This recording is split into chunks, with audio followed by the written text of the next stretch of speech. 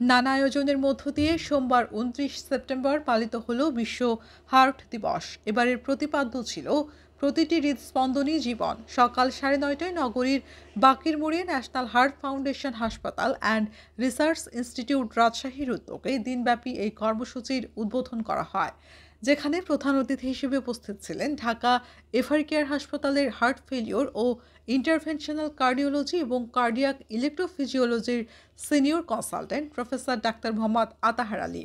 বিশেষ অতিথি ছিলেন রাজশাহী বিভাগীয় পরিচালক স্বাস্থ্য doctor Mohammad Habibur Rahman, Rajshahi civil surgeon doctor SIM Rezaul Karim এবং রাজশাহী মেডিকেল কলেজ হাসপাতালের কার্ডিওলজি বিভাগের বিভাগীয় প্রধান ডাক্তার ইফতেখার হোসেন।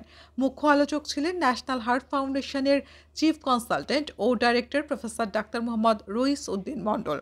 অনুষ্ঠান পরিচালনায় ছিলেন ন্যাশনাল হার্ট ফাউন্ডেশনের সভাপতি আব্দুল মান্নান। স্বাগত বক্তব্য দেন সাধারণ সম্পাদক খন্দকার মিজানুর রহমান খোকন। বক্তারা বলেন, হৃদরোগ প্রতিরোধে সচেতনতা সবচেয়ে গুরুত্বপূর্ণ।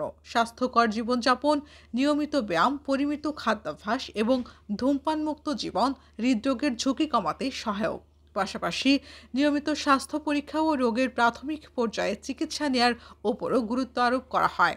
দিনব্যাপী অনুষ্ঠানে হৃদরোগ প্রতিরোধ, সাধারণ রোগীদের পরামর্শ ও বিনামূল্যে স্বাস্থ্য সেবা প্রদান করা হয়।